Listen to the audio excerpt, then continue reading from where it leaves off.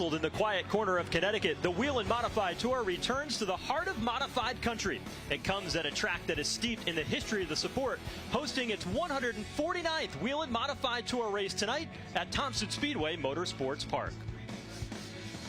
Ronnie Silk finds himself leading the standings with a slight 4-point advantage over John McKennedy, who's been in the mix all season long. The question is, does anyone have an answer for 12-time Thompson winner Justin Bonsignore? Up next, the Phoenix Communications 150. And hello everyone, welcome inside the Thompson Speedway Motorsports Park for tonight's Phoenix Communications 150 and the NASCAR Whelen Modified Tour. I'm Joe Costa alongside Pete Falcone for tonight's presentation. And this particular race always brings the excitement in the quiet corner of Connecticut. What turns out to be one of the more perfect racetracks for modified racing. Coming back after a 2-year absence, the Modifieds welcomed with open arms here to Thompson. And tonight, we've got a lot of the stars that have multiple victories here at Thompson in the field. But we also have a battle in the point standings, which is really going to get played out when we get the green flag tonight. As the field is staged here on the front straightaway, it's time to introduce to you the starting lineup for tonight's Phoenix Communications 150. Rolling off the grid in the 24th position from Orchard Park, New York, the Captain Pip Marina and Hideaway 07, it's Patrick Emmerling. He'll line up alongside car number 78 from East Haven, Connecticut in the last minute racing modified for Walter Sutcliffe Jr. 22nd starting spot goes to the 01. That's Melissa Fifield of Wakefield, New Hampshire in the Pine Knoll Auto Sales number 01. Alongside Gary McDonald from Ron Cockham in New York, the number 26, the Lakeland Landscape TRC electric car. Starting 20th tonight in the Bowie 1 Seafood and Restaurant number 18 from Calverton, New York, Ken Hagee. The 19th starter from Holmdel, New Jersey drives the Supreme Manufacturing number 24, Andrew Kraus. The 18th starting spot goes to the number 36, the Sapienza Enterprise entry for Dave Sapienza from Riverhead, New York. Starting alongside the number 34, the Red Camel Racing John Tree Removal entry for J.B. Fortin from Holtzville, New York, the number 34. Starting in the 16th position in the Propane Plus, Huntington Honda number 3 driving Old Blue. A 3-time Thompson Speedway Motorsports Park winner and a former Whelen Modified Tour champion, Donnie Leah. Starting in 15th, the Northeast Drilling in Musco Lighting number 32. He hails from Owego, New York. Please welcome Tyler Ripkema. 14th starting spot goes to the number 22, the Chateau Performance MIT Munz Auto entry for Kyle Bonsignore from Bayshore, New York. 13th position goes to the number 79, the Middlesex Interiors entry for John McKennedy from Chelmsford, Mass. Starting 12th in the Inex Supreme Lubricants number 29 from Dawsonville, Georgia, Spencer Davis. Rolling off the grid in 11th, making a return to Thompson Speedway here tonight in the Harshaw Paving, Olivia's Market, number 44, from Berlin, Connecticut, a 3-time Thompson Speedway winner, Ryan Preece. Now into the top 10 in the 10th starting spot goes to the number 54, the FX Capria entry from Ontario, New York. It's Tommy Catalano. 9th spot goes to the number 46, the Riverhead Building Supply entry from Islip, New York, Timmy Salamito. Starting in the 8th position tonight from Riverhead, New York, the GAF Roofing Machine, Eric Goodale. A rookie contender starts in position number 7 from Northampton, Pennsylvania, driving the Dell Electric, Lumiere Electric, Andrew James Interior, number 64, Austin Beers. Now to 6th starting spot for the Empower Financial Advisory RB Enterprises entry. Number 50 from Ellington, Connecticut, Ronnie Williams. And the 5th starting spot goes to the Mayhew Tools number 10 from Milford, Connecticut, Doug Kobe. Starting 4th in car number 51, a 12-time Thompson winner puts him 3rd on the track all-time Whelen Modified Tour win list. He drives a Phoenix Communications Incorporated machine from Holtzville, New York, Justin Bonsignor. Starting third tonight, the Horton Avenue Materials number 82 from Miller Place, New York. He won the 2020 edition of the World Series here at Thompson, Craig Lutz. Now to the front row of the Phoenix Communications 150 for the NASCAR Whelen Modified Tour. Starting second, the Blue Mountain Machine and Future Homes. Entry number 16, the current point leader in the NASCAR Whelen Modified Tour from Norwalk, Connecticut, Ron Silk. And on the pole for tonight's running for the NASCAR Whelen Modified Tour, the John Blewett Incorporated number 7 for Jimmy Blewett from Howell, New Jersey. All right, race fans, there they are before you, 24, the NASCAR Whelen Modified Tour competitors, and we need your help to get the engines fired here tonight. So on a countdown from 3, we're going to need the command tonight. Drivers, start your engines. Are you ready, Thompson? All right, on a count of 3, let's send them on their way in the Phoenix Communications 150. 3, 2, 1, drivers!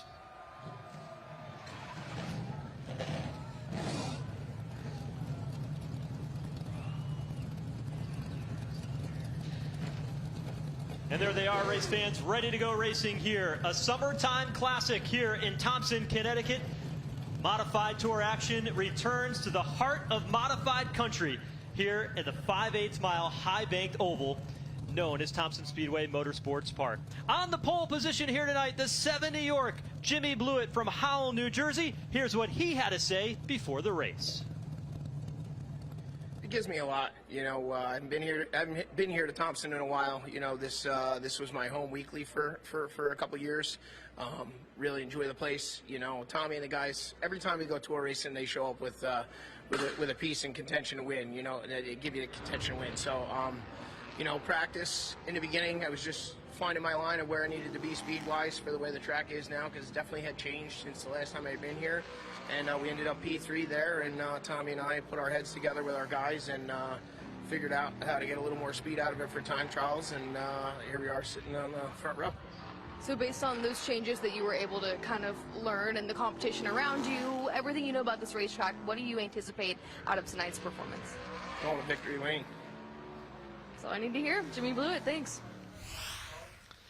And there you heard it. Jimmy Blewett has one goal in mind here tonight, and that is to conquer the Thompson Speedway Motorsports Park. Get his first win here in Whelen Modified Tour competition at this racetrack. He's got a very focused eye as he gets ready to go racing here tonight. His daughter on hand with him here, and he is looking to put on a show, and that serves him right for his nickname as Showtime Jimmy Blewett. Yeah, putting on a show tonight, and in some pretty good equipment too.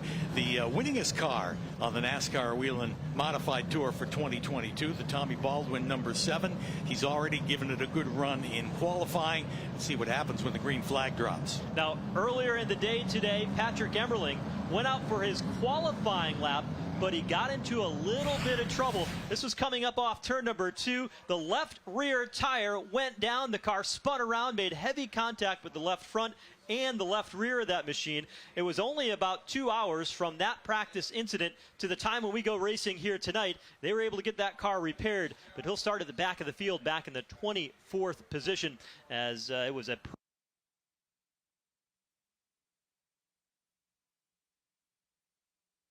made his way through turn 2.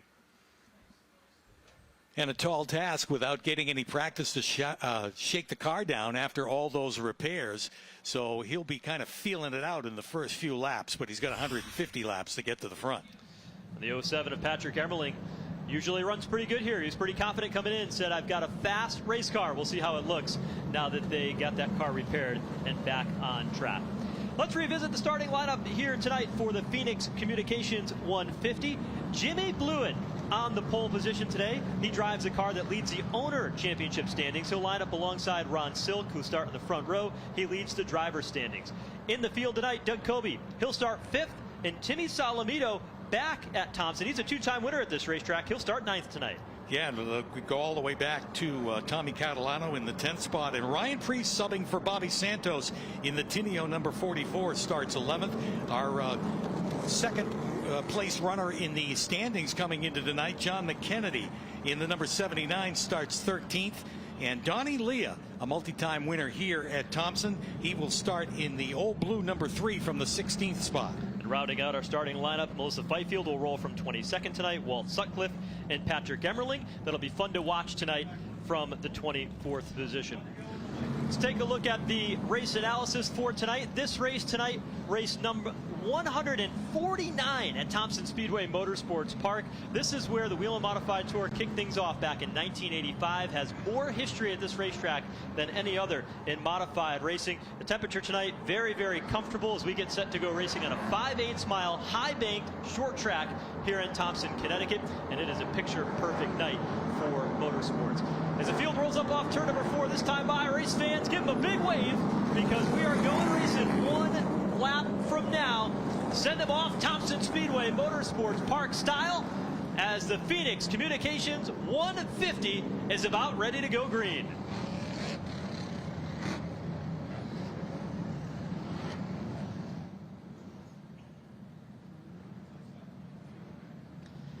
Field makes their way into turns 1 and 2. You'll see throughout the night tonight that the outside lane on restarts has some value to it. There's an advantage to that. Jimmy Blewett knows that game. He is elected as the pole sitter to take the outside groove in that 7 New York. Bottom lane will be the 16 car of Ronnie Silk. We'll keep an eye on John McKennedy tonight. Second in the championship points. He starts 13th in a brand new race car that didn't see the racetrack until today, but we are set for the initial green flag in the Phoenix Communications 150. Field rolls up off turn number 4 as Jimmy Blewett brings the field down to the main straightaway, and the green flag is out. And Blewett gets the jump as he'll lead him down into turn number 1. Great start for Blewett, and Justin Bonsignor will follow around on the outside to go to second. The outside line working the advantage. Meanwhile, Ronnie Silk, contact, shuffled out of line to the bottom. They're 3 wide through turns 3 and 4, and Silk on the opening lap from second, now outside the top line. Yeah, Silk continues to fade and holding up that bottom line for sure. They're all scurrying to get around him on the outside as Silk had a bad start and continues to have a challenge of those cars trying to freight train him on the outside. Bottom shot move. Justin Bonsignor goes to the race lead, but here comes Jimmy Blewett. Coming back to the bottom, he'll lead the lap as they came across to complete lap number 2. And they are still wheel-to-wheel going through turns 1 and 2 with Blewett down low and Bonsignor on the outside. Yeah, Bonsignor makes that run, gets a great run off the second turn on the outside, and will lead them down into turn number 3. That outside row is coming as they come across the stripe. Right behind him is Ronnie Williams in the 50, right on his tail down into turn 1. Ronnie Williams, known for his Sunoco modified competition. He's got 4 wins in local competition here at this racetrack. He takes the lead off turn 2, brings Craig Lutz right with him, who won the last time we raced here in 2020. You see, with the slightest hesitation coming out of that turn, you lose a couple of spots. That's what happened with Justin Bonsignor, as again, Ronnie Williams was able to get right by him and go to the point. Pretty racy here early on. We're only 4 laps in. We've seen a handful of lead changes already. Ronnie Williams at the point, Craig Lutz and Justin Bonsignor. That's your top 3. Go a little bit further back, though. Ronnie Silk, the championship point leader, is stuck on the bottom. He's getting freight trained as everybody goes around the outside. Yeah, and a little too early to really run hard on the bottom and use the car up. So he's just looking for a spot where he can get back into line. And it looks like that might be happening now. Look at Ryan Preece in the 44 car. A fill-in drive. Bobby Santos, after the race was rain delayed 1 day, had another conflict with a different racing car and a different team, and that put Ryan Preece in the wheel of his 44 car for the first time. He's trying to wheel that car forward. Craig Lutz has picked up from where he left off here at Thompson. He was the last winner of the NASCAR Whelen Modified Tour. And he leads the way here, 7 laps in. There you see the 44 of Preece. He's got sparks coming off the brake rotors of that machine as he gets down into the turn. You can already see both the left and right front brake rotors glowing brightly here in the August night. Yeah, having to use the brake a little bit more, being down on the low side as everybody trying to drive by him on the outside, hanging tough, but still mired on the low groove of the racetrack, trying to find a spot to get back up there. And Ryan Preece does that. He gets up to the outside lane. He too is a former champion here at this racetrack in Sunoco modified competition. So he knows this track well, and he raced many a time here in a modified. Right behind him is John McKennedy in that 79. McKennedy started deep tonight in the 13th position. Said he missed it a little bit in qualifying, but he thought that his car was going to be good on the longer run, 20 or 30 laps in. He moves around Austin Beers. That moves him into the 9th spot, and he's continuing to try to pick up ground as he goes underneath both Ryan Preece and Ronnie Silk. Yeah, almost made contact there, as a matter of fact. He had to back out as Silk was right there on his right front. And so he's lost a couple of spots as Preece was able to get by, still battling with Austin Beers. While qualifying extremely important at a track like Thompson because it's such a strategy game, we've got live pit stops in this 150-lap event. But John McKennedy said, I may not be fast in practice, I missed it in qualifying, but I think my car is going to be good when I need it to be. I can't look at that practice time. I can't look at that qualifying time. And that was what we heard from a lot of drivers. Jimmy Blewett said the same thing. Timmy Solomito, Eric Goodale, they all had the same mindset when it came to looking at how they performed early in the day. And John McKennedy wasn't too worried about it with this brand new race car that they brought out here tonight. And he continues to push it for sure. Here's Eric Goodale getting up with the back bumper of Jimmy Blewett. That's the race for the front. Blewett currently in the 4th position. From the pole position, fell back a little bit after that initial green flag as they got pretty racy among the top 3. But now Blewett made a look on the inside of Justin Bonsignor. Closing in on him is a 58 of Eric Goodale, running inside the top 5. And he continues to try that bottom underneath Justin Bonsignor. Bonsignor beats him to the turn. Bottom remains open, and Blewett will try it again, trying to get a good grip out of turn number 4, turn number 2 on the backstretch, and continues to challenge with Bonsignor. This time drives it in deep and hard and is able to make the pass. He gets on through. Eric Goodale trying to duplicate that move as he moves down to the bottom, trying to pick up 4th. Goodale, good solid run here, having a banner season for him right in the middle of that championship battle as he came into the race sitting in the 3rd spot in the standings, still in the mix. And this race car is a car that he ran really strong with earlier in the season at New Smyrna, brought that same race car to New Hampshire Motor Speedway, was in the battle, 2nd place as they came off turn number 4. And he said, this car I'm going to keep running through the rest of the season because it's my favorite race car. Keeping an eye on Ryan Preece there in the Tineo number 44. Keeps looking down underneath Ron Silk, but not enough to get alongside to make the pass. Preece takes a whole different line through the turns, kind of the shorter way around, but not able to advance. Ryan Preece in the 44, currently being shown in the 8th position as Ronnie Silk pulls down on a line off turn 4. He's directly behind Doug Kobe in the 10 car, and a battle for the 6th spot. There's Preece again with another look down underneath Ron Silk. Pulls back up right behind him and again goes low in the turn. Behind them, Austin Beers in the 64. He'd like to get in on that action just in front of him. Austin Beers can learn a lot by following these drivers ahead of him, Ronnie Silk and Ryan Preece in the 44. As the young rookie has established himself, gained a lot of respect in the series. He told me tonight, we're trying to make sure that we execute practice well, we execute qualifying well, and we execute the race well. We haven't been able to put all 3 together as a package. He said, I did practice well, I got qualifying well, and now I'm working on the race. Here's Jimmy Blewett working on Ronnie Williams as they head down the backstretch, trying to make that pass. And there on the bottom comes Eric Goodale, trying to get 2 to go by Ronnie Williams to pick up a couple of spots right there. Blewett has cleared him and has moved right into the 2nd spot. So now 21 laps in, we see Jimmy Blewett's car come back to life as we get towards the mid-section of this run. Craig Lutz has opened up the advantage. Here's Doug Kobe in the 10 car this time. That's his race car that he moved into the 5th spot. It's a car he owns. John McKenna is the crew chief on that number 10 here this weekend.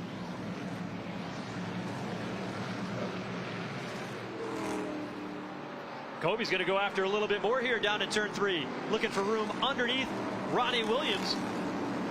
Should move him into the 4th spot, and it does on the main straightaway. Yeah, makes a nice pass there on the bottom. Williams was a little bit high on the racetrack, and that allowed Kobe to drive right on by. Meanwhile, Williams has to contend with Ron Silk Silk right behind him and now underneath him in the 16, and he's able to make the pass. So Ronnie Williams seems to be fading a little bit. You can see the brake rotors glowing red on that 16 on the right front of Ronnie Silk as well when he gets in the turn. Here's Ryan Preece in the 44 going underneath Ronnie Williams. And he gets the job done. So Williams begins to fade a little bit as he's lost a couple of spots now. He's back to 7th. And Preece and Ronnie Silk continuing to try to work forward. They lap the 01 machine of Melissa Fifield in turn 1. Yeah, the bottom is occupied by Fifield at this point as the lead starts to tighten up a little bit. Jimmy Blewett starting to close on Craig Lutz. And right behind them, Eric Goodale. Those three have broken out from the rest of the pack. 26 laps in, and Craig Lutz leads the way in Thompson. But look at this battle here for second. Just a moment ago, Jimmy Blewett was challenging for that race lead, but Eric Goodale is right there. He wants a piece of the runner-up spot. He's looking on Jimmy Blewett getting down into turn 1. Yeah, just can't quite do it. Takes a peek on the low side. Again, as they race down the backstretch. Goodale right there, but will not challenge and follow him through the 3rd and 4th turn. Back out in front, Craig Lutz leads the way here at Thompson Speedway Motorsports Park, but right behind him, a great battle for second continues on. Jimmy Blewett in the 7 New York battling and trying to hold off the 58 car of Eric Goodale.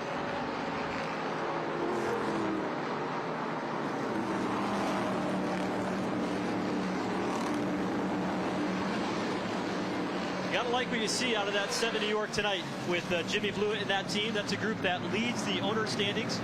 Michael Christopher Jr. has won a race in that.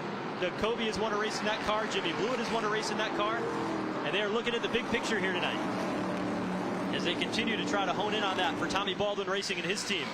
While we've got that race for the Owners Championship, there's also the race for the Drivers Championship. And Ronnie Silk in the 16 car leads that way. And right now he's running 5th, and he has brought Ryan Preece up through the field. The 16 of Ronnie Silk started 2nd, but he fell back by getting stuck in the inside line on the initial start. And he was able to pick up that 44 car of Ryan Preece, who started 11th tonight, and they have worked their way up to the front, now sitting 5th and 6th on the racetrack. Yeah, every spot that the Preece can stay away from John McKennedy, it only helps his place in the standings. There's only 4 points separated them coming into tonight. So Preece going as hard as he can, solidly up near the front, right inside the top 5, running in the 5th spot, and Ryan Preece is running with him. So that's how they look right now inside the top 5. Go a little bit further back. We commented in the open, the 79 of John McKennedy is in the mix of the championship hunt, but he's back in the 8th position right now. You go back to the race at Claremont. Right before the race that he won, he put an aggressive change in the setup, and they won the race. Tonight, a brand new race car. They knew they had to try something different, and he's trying to see if he can find the magic in there. A little deeper in the field, Donnie Leah in the 3 car. Former champion of the series, gets underneath Tommy Catalano in the battle for 12th, and he gets the job done.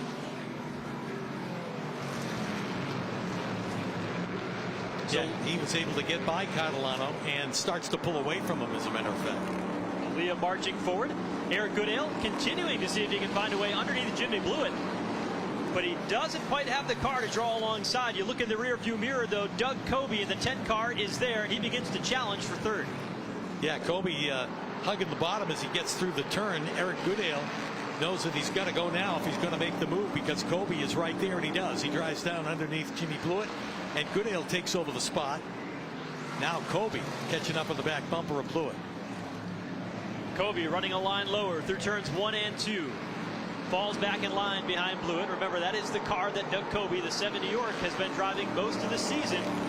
But right now he's in his own number 10 car, which he had planned to race throughout the season.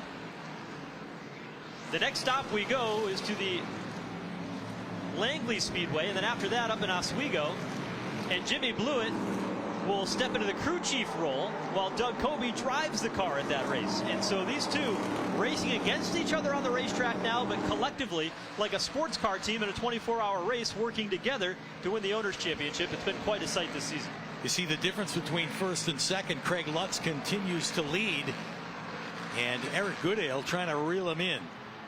Goodale about 4 car lengths behind Lutz, and trying to close on him as Lutz has led from right up at the beginning in that number 82. Craig Lutz has not had a lot of luck this season. They've been going through different personnel on the crew side to try to sort things out. Tonight, J.J. Weiss has been working with this team to provide some input. He worked with Anthony Nocella when he won the race at New Hampshire Motor Speedway on the crew side. And something has changed with that 82 car tonight. They've been solid. They started up front, qualified third tonight, aggressive in the early stages under green, and he has led the majority of this race, now 40 laps in. And Eric Goodale has not really closed that gap. Still remains about 3 to 4 car lengths behind him, and maybe it's opened up even more than that as they make their way around a couple of the back markers. There's Eric Goodale cruising along here in the second spot on track. First and second, 2 Long Island, New York drivers running well. I think one of the key things for Eric Goodale here this year is that when they have come to the racetrack, and Jason Shepard, the crew chief, has brought race cars where they have unloaded, and they have unloaded fast and comfortable for Eric Goodale.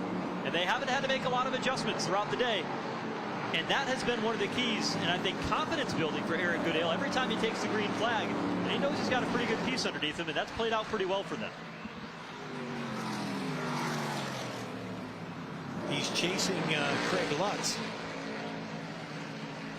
and not really gaining any ground on him. But a little further back, we see Justin Bonsignor, and that battle between Austin Beers and Ronnie Williams. Spencer Davis comes into the picture now, the number 29. Davis, who's got some experience here at Thompson, was looking for a good run. Spencer Davis, part-time on the tour this year in that 29 machine, just behind Austin Beers in 9th.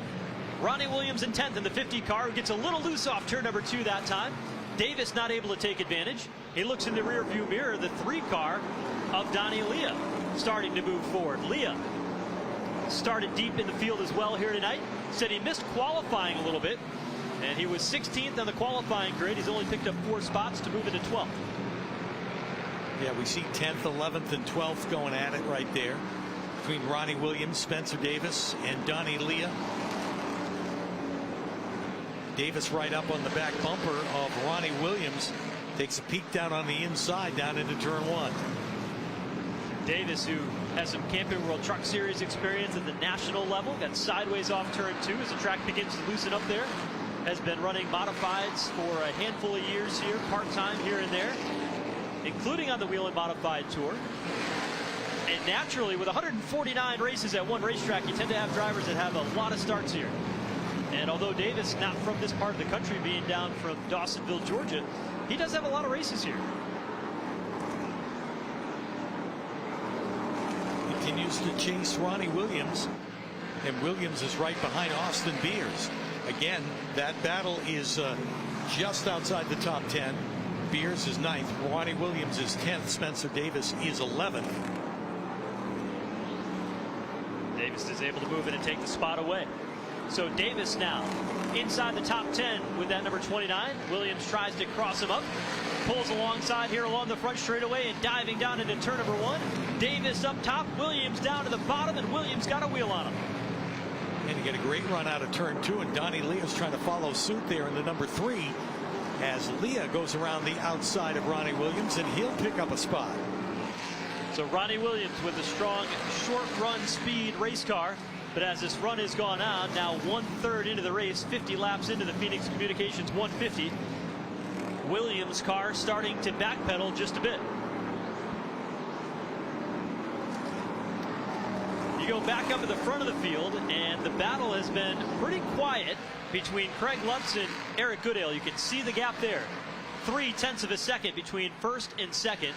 But Goodale was able to break away from Jimmy Blewett in the battle that he had there, and from Doug Kobe not too long ago. And these two drivers right now have their car set on cruise control, putting some laps in here as we start to march toward the halfway point. Yeah, they've gotten a little spread out at the front. Not just the first 2 cars, but 3rd, 4th, and 5th running the same way as they've settled in to a steady pace here. 53 laps into the Phoenix Communication 150. Lap traffic up ahead as they work around the 34 car of J.D. Fortin, who Racing said earlier tonight that they would be a little bit down on power as they had a backup motor tonight that was about 3 years old. And this is a racetrack, although certainly a short track by the standards. For modified racing, it races. There's J.B. Fortin getting really loose there in turns 1 and 2, a lap off the pace. But this is a racetrack that really races a lot like a larger racetrack because of the long straightaways and the high banking. You don't lose a lot of speed here at Thompson, and that horsepower, that power plant really makes a difference here at this racetrack. Take a look through the field. We'll check in with the 4th place car. Well, first we'll check in with Jimmy Blewett here in 3rd. There is Doug Coby in 4th in his 10 car.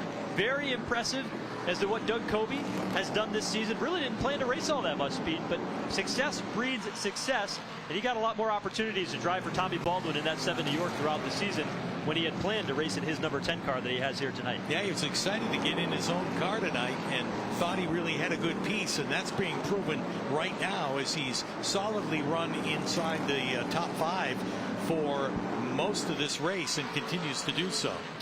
It's a brand new race car for Doug Coby in that 10 car, teaming back up with John McKenna, who he won the championship with back in 2012 to make his first Whelen Modified Tour title in that number 52 car that at the time was owned by Wayne Darling. Jimmy Blewett, who of course started from the pole. Trouble. There's the 26 out of shape. And that's going to bring out our first caution of the race.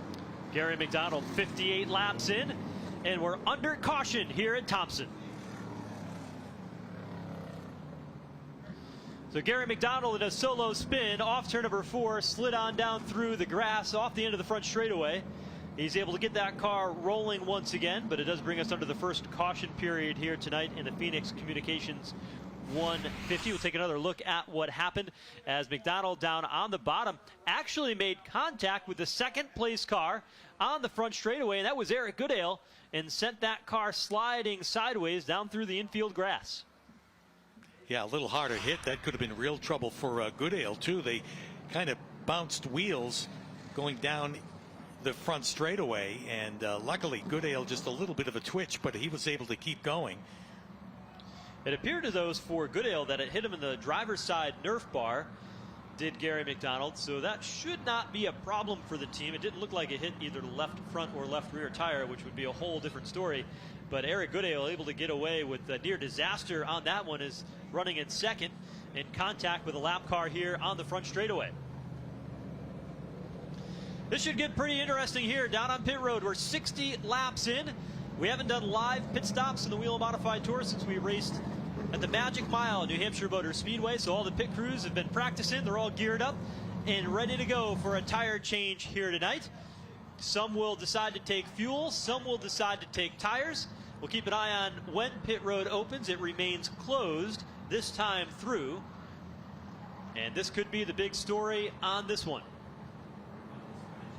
Yeah, we've gone 60 laps before we got a caution flag, so that gives an indication of the pace of the race. So guys are going to want to do what they can on pit road this time, not knowing when the next opportunity will come to hit pit road. Pretty long green flag run to start this one. Lap 61, where they come across this time by pretty early to grab tires before the halfway point, but there's a lot of pit crew members down on pit road with the air guns in hand, air hoses, tires ready to go. Curious to see if anybody decides to gamble here and maybe save their tires for a caution later in the race. We'll see what some of the crew chiefs are thinking. This race in particular, because the way it plays out and the speed is really, really critical on strategy, and we've seen a variety of different things work at Thompson. What will it be tonight? Green flag displayed by Brooksy at the entrance of pit road, and we'll see who comes.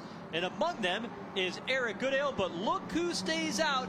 The 82 car of Craig Lutz does not come. The 79 car of John McKennedy stays out on the racetrack as well. Everybody else comes down pit road, including Jimmy Blewett, Doug Coby, Ronnie Silk, and Ryan Preece will be one of the first cars to hit his pit stall, and they will come around to the right side of that 44 car and look to change tires. Yep. A lot of strategy playing out on pit road, a lot of strategy on the racetrack.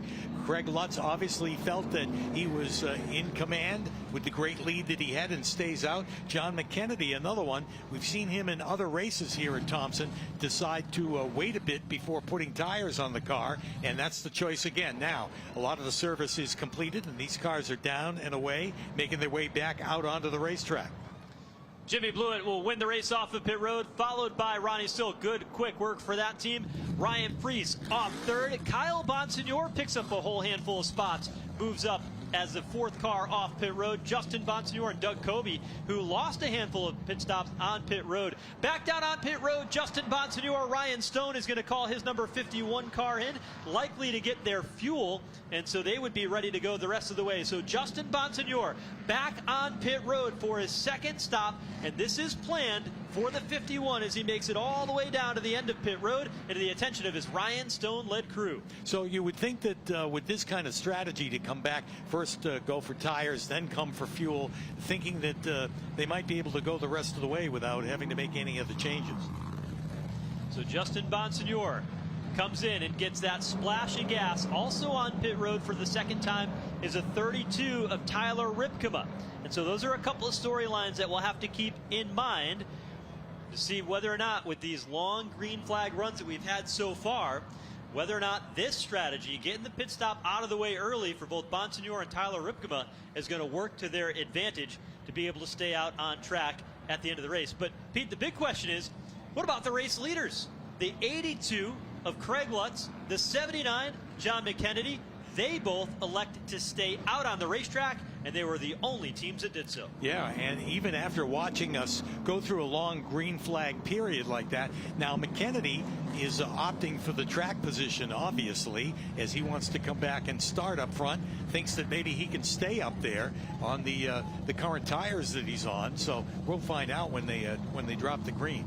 Also on pit road, Patrick Emmerling getting fuel. Donnie Leah got a splash of fuel on pit road as well here under this caution period. So a couple of the strategies have played out. You've got 4 drivers now between Justin Bonsignor, Tyler Ripkema, Patrick Emmerling, and Donnie Leah, who both got tires and fuel on this round of pit stops. A couple of drivers who didn't come in at all, the race leader Craig Lutz and John McKennedy, and everybody else from third on back. Jimmy Blewett in the 7 New York came in, took tires only, and got their car back out onto the racetrack.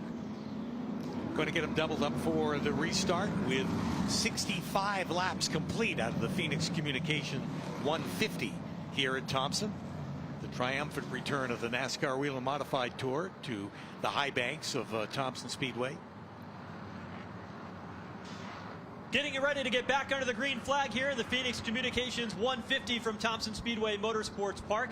Craig Lutz in the 82 is the race leader, and John McKennedy in the 79 will restart on the bottom. Both the drivers on the front row did not come down pit road for fresh tires as we get set to get back under the green flag. Green flag is in the air, and they go side by side down into turn 1. McKennedy trying to hang tough down on the bottom, gets the nose out in front of Craig Lutz.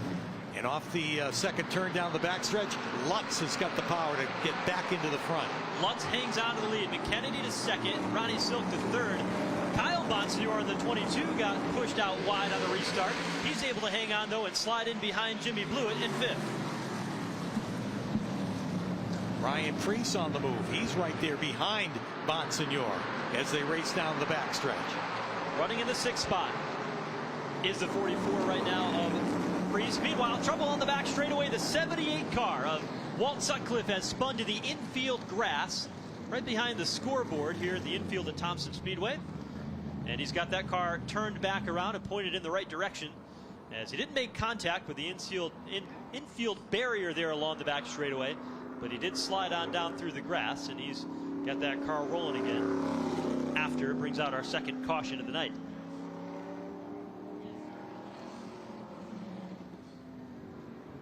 So we saw a challenge from McKennedy at the drop of the green flag. Hung tough inside of Craig Lutz, but Lutz got a great launch off of turn 2 and was able to pull him down the backstretch. And McKennedy went back to second. Meanwhile, Ron Silk had gotten up to third. The best car that made pit stops has got himself a third place run, and this caution came out.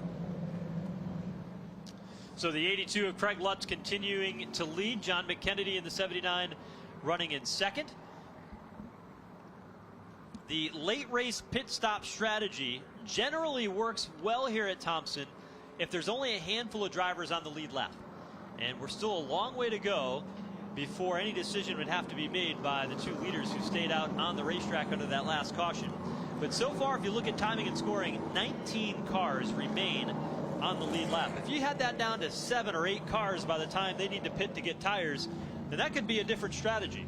But we haven't seen that play out so far because there's certainly a lot fewer cars to pass. If there's only a handful of cars on the lead lap with fresh tires, you can make that strategy work. So that's one of the things that Craig Lutz and John McKennedy are going to be thinking about, is how many cars can they get put a lap down before they've got to pit to give themselves the track position they need to allow this strategy to play out. And in all of those 60 or so laps that we had before we had the first caution, there weren't that many cars that went a lap down. So I'm sure that'll be similar when we get back to green flag racing. Patrick Emmerling and his team have been working on it all night long after the qualifying crash in turn number 2. Plenty of adjustments being made, chassis adjustments on the right front of the suspension there, wedge adjustments, and then measuring the tire to adjust the stagger. That's critical with these modifieds, and basically the stagger is the difference in size between the left rear and right rear tire, and that's how they get these open wheel modifieds to turn so well through the corners. Doubling it up for the restart now. Lights off on the pace car.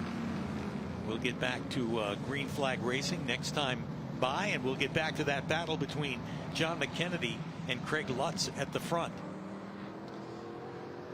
So Craig Lutz will once again decide to restart in the outside lane in the 82.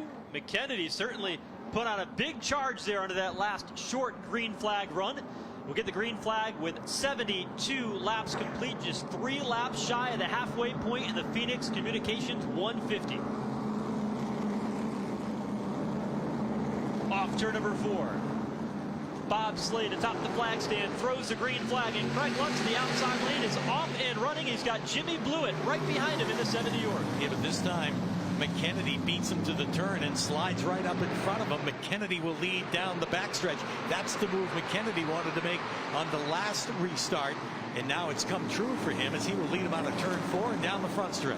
John McKennedy, the race leader in the 79. Lutz now back to second. It's a battle for third between Ronnie Silk in the 16 car and the 70 York of Jimmy Blewett. Blewett with a slight advantage up there on the outside.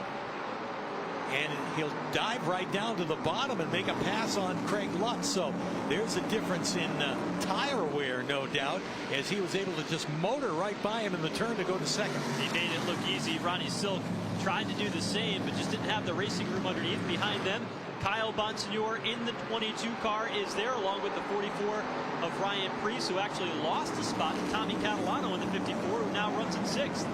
Oh, trouble deeper in the field. Doug Kobe is involved. Andrew Kraus, Dave Zapienza, Tyler Ripkema is in it. Ronnie Williams is there, Ken Hagee and Patrick Emmerling in a multi-car incident here off turn 4. Kobe's got a pretty good amount of damage on his number 10 machine on the front tire. Everybody else just about able to roll away. There's the Williams number 50. Looks like he stopped shy of the incident. Don't think there's a lot of damage there. The question is, how hard did Kobe get into the wall on the outside? Pit road is still closed. One of the safety vehicles trying to make its way out onto the racetrack is parked at the entrance of pit road, blocking the entrance to any of the competitors from coming down to that section of the racetrack. Everybody was able to roll away, including Doug Kobe, who's on the front straightaway now. And, you know, from here, it doesn't look as though that car is damaged all that badly. We'll see whether or not they decide to come down pit road or leave it out on the racetrack here in the Mayhew Tools car. Doesn't look like he really white-walled it. We'll get a better look at it on the replay. Keep an eye on Doug Kobe in the 10 as he runs underneath Andrew Kraus. Kobe's car, with a little bit of help from Tyler Ripkema, slid up the racetrack and just barely missed the outside wall by about an inch with that right front tire. Most of the contact for Doug Kobe was into the right side or into the left side of the Andrew Kraus number 24. And then they all kind of piled in with nowhere to go. But Nobody made contact with the outside wall, luckily, and they were all able to drive away. There wasn't a lot of significant contact. Ripkema got into the back of Doug Kobe, pushed Kobe into Andrew Krause in the 24, and the damage, if any, on Kobe's car is going to be along that right front wheel and how hard he was able to get into the Krause machine. So we'll see.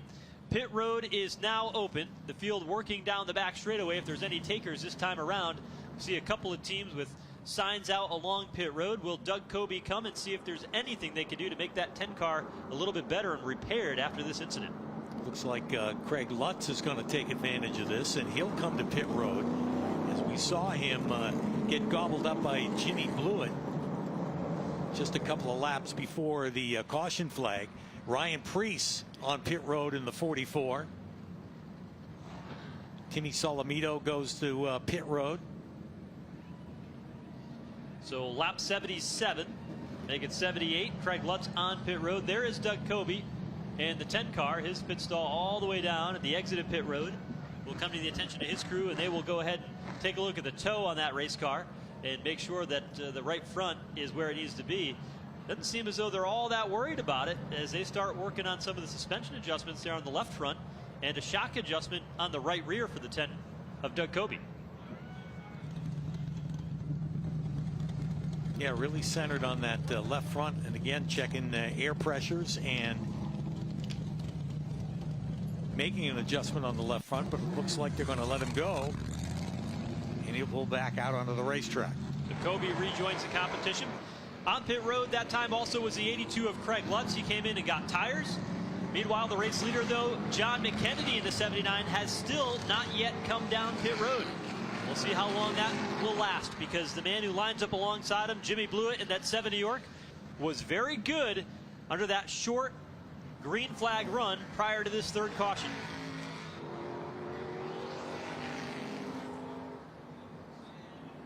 Field rolling down the back straightaway. The Whelen Engineering lights have gone out around the speedway. We're ready to turn them loose one more time. The green flag will come with 70 laps to go in the Phoenix Communications 150. John McKennedy, the race leader, in the outside lane in the number 79, and Jimmy Blewett to line up in the 7 New York on the inside groove. Looking for the green flag, and there it is. They're underway, and the drag race down into turn 1. McKennedy with a slight edge. He completes the pass up off turn number 2. Blewett back to second. Moving into the third spot is Ronnie Silken right behind them. Working the outside lane, the 22 of Kyle Monsignor. Blewett challenges again on the inside out of turn 4, but McKennedy's able to pull him and will lead him again down into turn 1. McKennedy runs it up to the top side of the racetrack. Blewett a little bit lower, trying to set him up off turn number 2. Dives down the banking, gets a good run down the back straightaway. Jimmy Blewett working to the inside lane, looking for the race lead in Thompson. Caution once again. This time trouble up on the third and fourth turn. A couple of cars involved, including Andrew Krause in the 24. And the 34 of J.B. Fortin, who's knocked the right front off of the Johns. Tree removal and fuel oil, number 34. Left front damage for Andrew Krause. There's the damage on the right front with a tire missing and pushed back towards the body on J.B. Fortin's race car.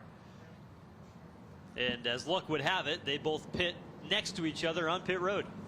Yeah, and the hardest part for Krause is turning the wheels to get into his pit stall. And they're looking over the damage as we're under caution, lap number 82. All right, so the fourth caution of the night. Also involved, the 36 car of Dave Zapienza. His car has stopped along the front straightaway, and he's got the window net down on that car. You can see the left side tire is pushed out, contact on his race car, and a tough luck season for Zapienza continues as he has not had the results that he has hoped for in the 2022 campaign. Yeah, as he gets unstrapped, he'll call it a night, and looks like they'll have to put the hook on the number 36. As you said, a tough break for Dave Sapienza. Tough year. As Dave off of Long Island climbs out of that number 36 machine, Riverhead, New York driver, as many of the Whelen Modified Tour drivers have been, and will be going back to the Riverhead Raceway on Long Island for the third stop this season and the final stop of the year for them on September 17th. Let's take a look at what happened Going down into turn number 3. See the 46 car of Timmy Salamito was hard on the brakes getting in turn number 3, trying to avoid the incident. He was well behind it when Andrew Krause and J.B. Fortin apparently got together with the damage on those 2 race cars. Those cars still sitting on pit road. They've got the wrecker on the 36 of Dave Zapienza as they pull him off the front straightaway and clear it from the racetrack. As we saw him earlier climb out of that race car. Not sure where he got involved in that incident, but obviously was part of it somewhere along the line, and enough damage to have to go on the hook. We talked about Riverhead Raceway coming up in September. We've got 5 races to go after tonight's race in Thompson. We'll stop at the Langley Speedway in Langley, Virginia, August 27th. Labor Day weekend up to the Oswego Speedway in New York. Riverhead Raceway on September 17th. Right back here at Thompson Speedway for the World Series, where the Modified Tour will grace this series again. It'll be the 150th event in the 60th running of the Thompson Speedway World Series. And October 27th, the NASCAR Whelen Modified Tour wraps things up on a Thursday night from the Paperclip in Virginia down to the Martinsville Speedway. And no better place to wrap up the series tour at such a historic racetrack in Virginia. I was just going to say that is one that everybody will mark on their calendar for sure, not just because the 2022 champion will be crowned, but if you've never seen a race at Martinsville with these cars, you're in for a treat, particularly when it turns out to be the last race of the season. And that'll be the next time after tonight that we see Jimmy Blewett behind the wheel of the 7 New York. Patrick Emmerling making his way back down on pit road as they continue to work on that 07 car.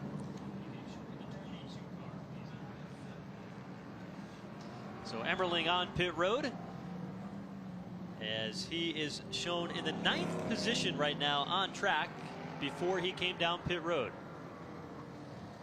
One driver that's having a good run tonight sits in the 4th spot. That's Kyle Bonsignore. He's got 2 consecutive top 5 finishes coming into this race. You go back over the past couple of events, this car and this combination have been good. Cam McDermott is the crew chief who took over with this 22 car as a crew chief at the beginning of the season. He's got a lot of experience at this racetrack. A 3-time track champion in modified racing. He won a Thompson Modified Championship, and he also came back and won 2 SK Light Modified Championships for 3 total here at Thompson. And that experience is paying off tonight. And a little bit of momentum that this team has had on the Whelen Modified Tour hasn't hurt either, Pete, as we rolled into Thompson tonight. Yeah, for sure. And he's proven that right now with a 4th place run. And at this stage of the race, 87 laps complete. He's sitting in a good spot.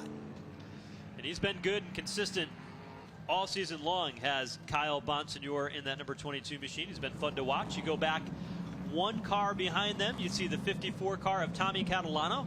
Still looking for that first Whelen Modified Tour victory. They thought that they were going to get it earlier this year in April when we went to the Richmond Raceway on a long green flag run. Justin Bonsignore was able to get by him. But if you talk to Tommy Catalano, not because he doesn't like Thompson Speedway, but because when he looks at his statistics here at this racetrack, he says, Thompson Speedway is not my favorite place to be. And he said, tonight, I was feeling a little bit better about it. We went back to our notes and we put a setup together that mirrored what we would run at Spencer, a track that we've raced a lot at in New York, and New Smyrna, where we've run well there over many, many years as part of the World Series of Speedway Racing down there in February as part of a companion to Daytona Speed Weeks. He felt that that combination was going to work really well. And it's interesting, the different approaches, because Tommy Catalano will ask a lot of people, he and his dad, of different setups, and they'll put their own little flavor and twist on it. And that's always worked well from them. It never works well when somebody says, here, put this in the race car and it'll go fast.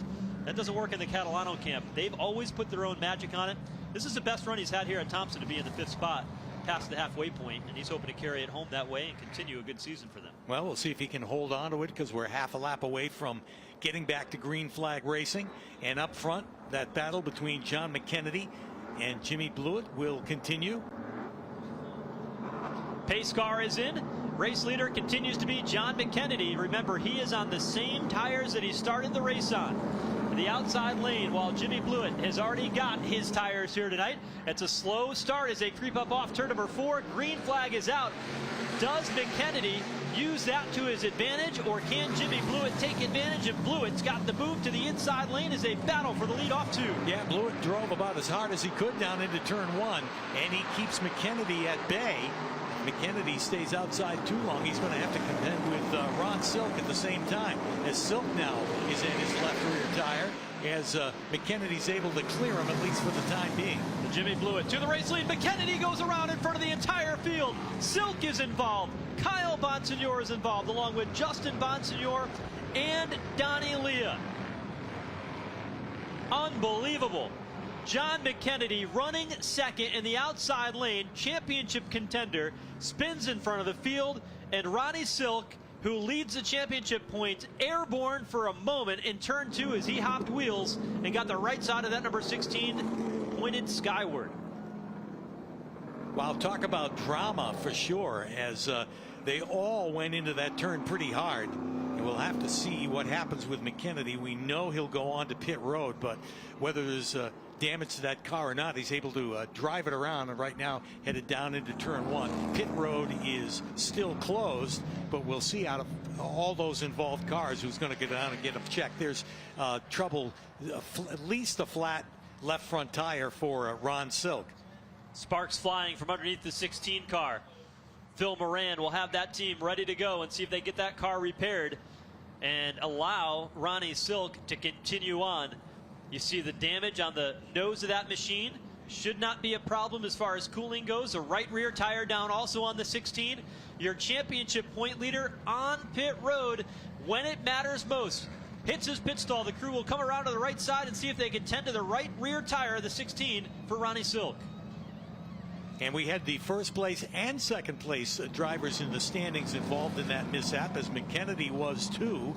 So might not change things as far as those two go with the standings, but certainly the guys running in 3rd and 4th in the standings coming into tonight, keep an eye on that. Eric Goodale, one of them, and Justin Bonsignor, the 4th place driver in the standings, also involved in that little skirmish. Now, pit road is open, and we've got a number of cars headed onto pit road, including the 7 of Jimmy Blewett, as they continue the work on Ron Silk's number 16. Blewett's on to pit road, as is Kyle Bonsignor, Eric Goodale, Tyler Ripkema, Doug Kobe back on pit road, as is Patrick Emmerling, and of course John McKennedy has come on to pit road along with Donnie Leah. They were involved in that mishap over in turn 2. So those cars all on pit road. There's the Eric Goodale, number 58, getting some work done on the right side of that machine as they change a right rear tire on the 58 for Goodale. Directly ahead of them is McKennedy, as Goodale had to work around McKennedy to get out. You see Emmerling back on pit road. Tires going on the 10 for Doug Kobe, as he is on pit road as well, along with Donnie Leah, who was in the mix of that battle too.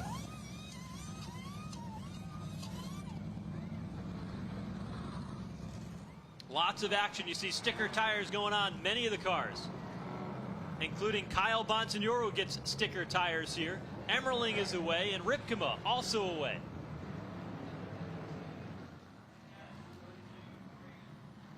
McKennedy now out of his pit stall, and he'll rejoin the field. Looked like they checked it for damage and changed a couple of tires. Now let's see what happens. Watch the outside lane. McKennedy goes into the turn, and he got hit by Ronnie Silk. There was contact between the 16 of Silk into the left rear tire of McKennedy. Silk climbs over McKennedy's race car, and everybody else piled in.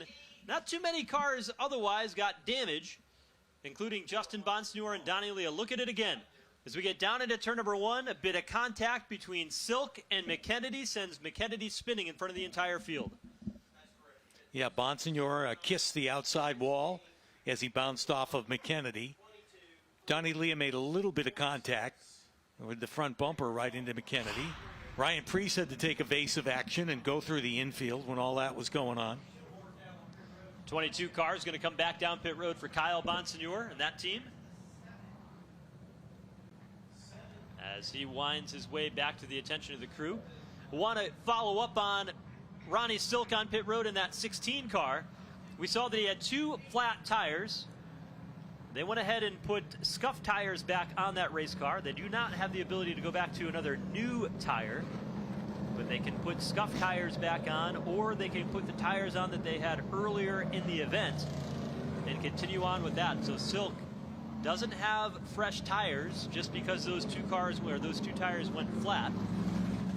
And that could, depending on what they put on, create an uphill battle for them in the rest of the way. Another look at it, getting down into turn 1 as Silk washed up the racetrack on the bottom and got into the 79. You see deeper in the field where Tommy Catalano snuck underneath and was able to take over the race lead as he was third and on the bottom when the two crashed. The 7 New York of Jimmy Blewett came in for service, and that gave the 54 of Catalano the race lead, but you see the contact there, and John McKennedy steering his way through that wreck the entire time, trying to keep that car pointed in the right direction and salvage his night. Yeah, and Silk did not get a push or anything to cause him to go up the racetrack. The car just seemed to fade a little bit up and just enough to make contact with John McKennedy. So that changes a lot here. Look at this front row. Tommy Catalano, 5th in the standings, looking for his first Whelen Modified Tour victory in the race lead, 54 laps from the finish. And Austin Beers, his debut here at Thompson Speedway, the rookie in the 64 car, restarts on the bottom of the front row. Here they come for the green flag. And we see Craig Lutz and Ronnie Williams back up there in the front, too, as they thunder down into turn 1. And behind them, Ryan Preece in the 44. Tommy Catalano away with the race lead. Here comes Craig Lutz in the 82 looking to the bottom. And he gets it done, getting down into turn number 3, moves into second. And taking the 44 with him, at least for a momentarily. But Preece has to get back up, get out of that bottom groove, and he will settle into the 4th spot in the 44. And a driver we haven't talked about a lot tonight, the 46 sitting there as well, Timmy Solomito, as Craig Lutz underneath Tommy Catalano in turn 3 to go back to the point. We talked earlier about Craig Lutz trying to go 2 in a row. Trouble here on the front stretch. One car hard at the outside wall. A car is Jimmy Blewett in the 7 New York. Right front tire clear, came off the race car. Left rear tire is down. And Jimmy Blewett has a Nerf bar knocked off of that race car. And he is not happy about it after having such a strong run here tonight. There is the tire that came off the car and sits on the access road just off the front straightaway. Yeah, that tire took off and took the whole assembly with it. And it's actually sitting off the racetrack, as you said, on the access road to the pits. That's actually part of the road course that they run here at Thompson Speedway Motorsports Park, 1.8 mile road course that incorporates this speedway here, the 5/8 mile oval. And that has bounced after making contact hard on the right front for Jimmy Blewett. Tyler Ripkema was in that as well. His car has been brought down to pit road as the crew works on the left front as we pass 100 laps into tonight's Phoenix Communications 150. Jimmy Blewett climbing out of the race car. Jimmy Blewett has been close and had fast race cars many times here at Thompson, but he has not yet been able to conquer this racetrack. And tonight he walks away dejected, a pole-winning run tonight in a very fast race car. We're going to look at what happened here along the front straightaway and what sent Jimmy Blewett. You see Ripkema in the 32 goes to the outside lane. They're 3 wide for a moment. Kobe on the bottom gets into Jimmy Blewett. Blewett gets sideways. Kobe sideways again. And that final hit between Doug Kobe and Jimmy Blewett sends Blewett hard into the outside wall at about a 45-degree angle, right past the start-finish line of the flag stand. Yeah, I got a little shove from behind with Tyler Ripkema, and that wheel just sheared off as Blewett got into the wall hard on the front stretch. Another look at it here. 3 wide for a moment, had Blewett in the middle. Kobe, his car, after he was hit by Blewett, Kobe's car came back up across the racetrack, hit Blewett again, and at that angle just sent him right into the outside wall. But it started down in turn 3. Kobe was to the bottom, Ripkema to the outside, Blewett in the middle, and Kobe got into Blewett first on the bottom, and then they ping-pong balled off each other until finally Jimmy Blewett got the worst end of the deal and hard into the right side wall along the front straightaway in that 7 New York car. So the drama continues here in the Phoenix Communications 150. See a very dejected Tommy Baldwin down on pit road. They know they had a great car tonight with a lot of speed, and it basically gets really torn up in this incident. The hard thing about that for this team, and we talked about it in the early stages of this race, the driver that was involved in the incident was a driver that drives that car and is in the middle of this owner's battle for the championship, and Doug Kobe, and so adds a little bit of insult to injury in this particular incident. And you can see the frustration out of Tommy Baldwin there, crew chief and owner of the operation there on the right side. Jimmy Blewett having a bottle of water and leaning up against, his pit cart down in the infield, was obviously optimistic. You heard it in his voice earlier tonight after he won the pole position. He thought he had a car that was capable of going to victory lane, and with the way that car looked tonight, you can't argue with him. But he got back in traffic, came down pit road, made some adjustments, got some service on that car, and went from the front to the back. And when you're in the middle of that, sometimes things like this happen, and it was a wrong place, wrong time for those guys, and Jimmy Blewett and his car being pulled off hammock style back into the infield, and their day is done 47 laps from the finish. Talk about drama. We spent all this time talking about a lot of different drivers that have run so well here at this racetrack, and we'll follow up in a minute, but Craig Lutz, a former winner, Tommy Catalano and Austin Beers have never won Whelen Modified Tour races. Let's go down trackside and hear from Jimmy Blewett with Jesse Punch.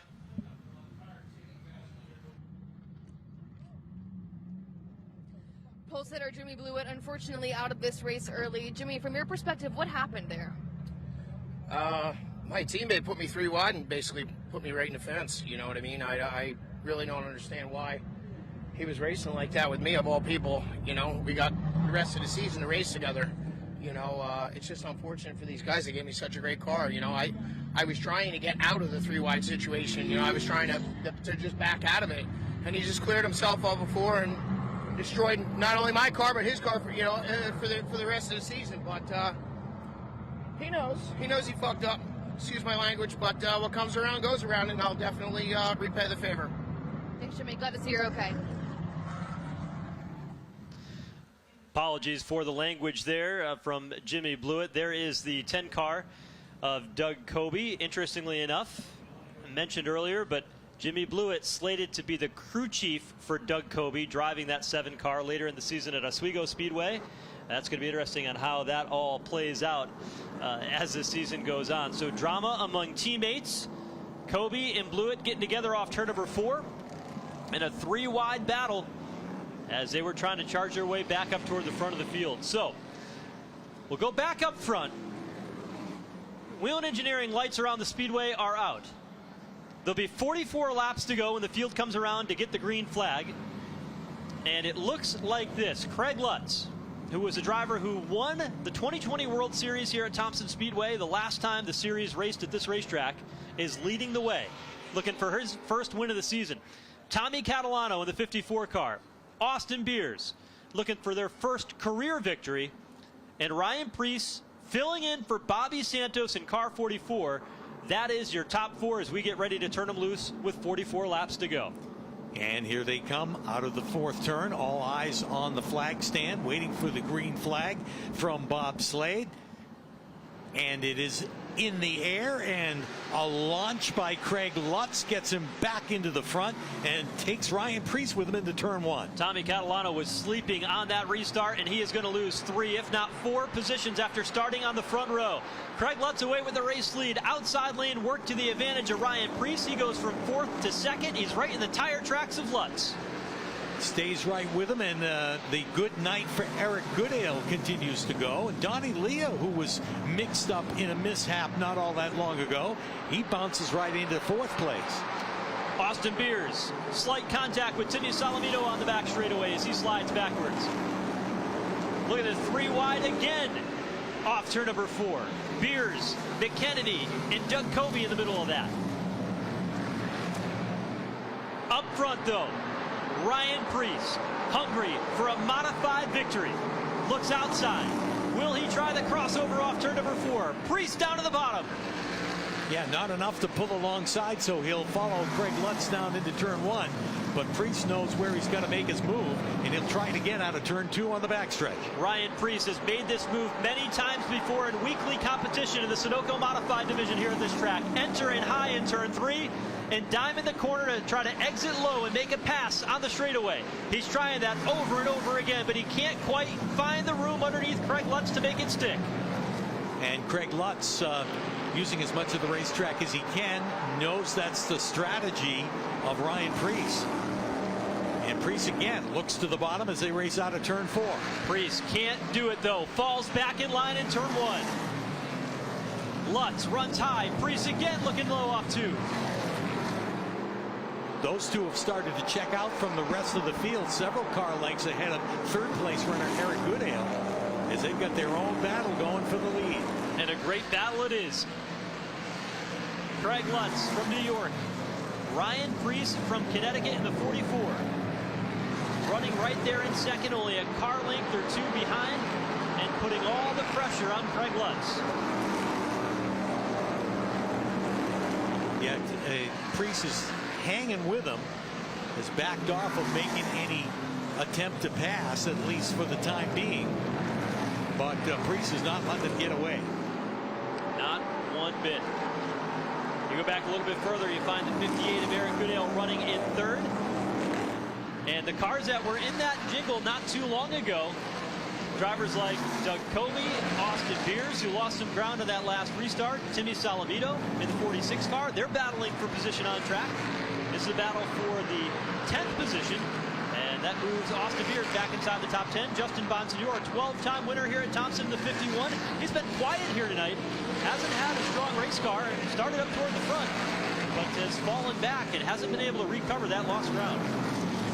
Just got around Timmy Salamito, and right behind Salamito is Ronnie Williams in the 50, who had a great start at the beginning of this race, but we haven't mentioned his name that much. Again, we see that glow off the brakes on the right front. Kyle Bonsignor trying to make a march back to the front of that number 22. He's testing Ronnie Williams. 13th and 14th. Williams and Bonsignor here. Bonsignor had a dive on through the grass and was on pit road a couple of times after that last caution, as they run right behind Timmy Salamito, who's in the 46 here tonight for the Goodale family. There's Justin Bonsignor's cousin, Kyle Bonsignor, diving down to the inside. Trying to make a move. He gets around Ronnie Williams, now going for more, and they bang wheels. He and Timmy Salamito. You saw Salamito get on the brake, a little bit of smoke off the left front tire. He checked up enough to allow Bonsignor to pull up right alongside and make the pass and take the spot away. A good battle there. Good action just in the bottom half of the top 5 as well, where some of the drivers that were in the middle of that, including John McKennedy, is trying to move forward. McKennedy in the 79 is 9th right now, as he tries to put a move on Tyler Ripkema directly ahead. You see there's Ronnie Silk in the 16 car. Remember, they had those 2 flat tires, a right front and a left rear, and they have been able to regain track position. He runs 6th right behind Doug Kobe.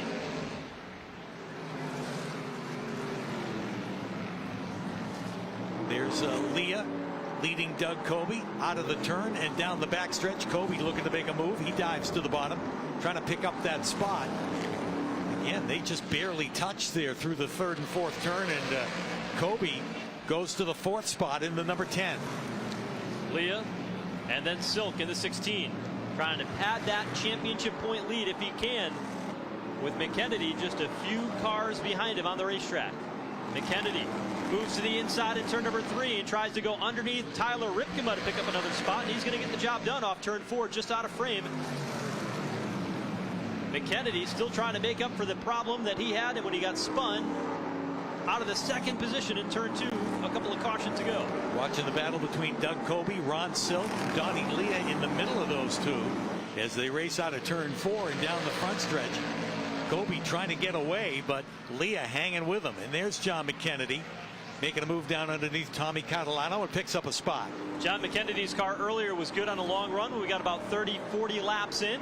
As we continue to go here, his car is certainly coming to life. And this is a battle for the championship lead right here between the 16 and Ronnie Silk and the 79 of John McKennedy. Silk with a slight 4-point advantage coming into tonight's race. Kennedy trying to make it interesting as he is following Silk around. They're all chasing Doug Kobe right at the moment. Kobe running in that 4th spot. Has plenty of competition with Donnie Leah, Silk, and McKennedy. McKennedy has driven a lot of different race cars at this racetrack, from modifieds to super modifieds, very high-powered big block race cars. And this is a racetrack that he is very familiar with. Although has not usually had the results, he's had more bad luck in the Whelen modified races. He's done pretty well in everything else he's raced here. Tonight might be another example of that with a strong run in the spin that he had earlier. Here's Silk with a move down underneath Donnie Leah, trying to take that spot away. Races on the bottom. John McKennedy looking to make it 3 wide. Pulls up behind them. And Silk's able to make the pass now. With the bottom open, McKennedy makes the move, goes underneath, gets around Donnie Leah to follow Ron Silk. So both drivers pick up another spot, but here comes McKennedy, seeing if he can find racing room underneath Ronnie Silk, getting down into the turn. And it wasn't quite there. Silk is able to hold on for the moment. Donnie Leah in a fight with Justin Bonsignor, the 51, as Bonsignor dives to the bottom of turn 3 and he gets it done. Yeah, Bonsignor's been on the move the last couple of laps.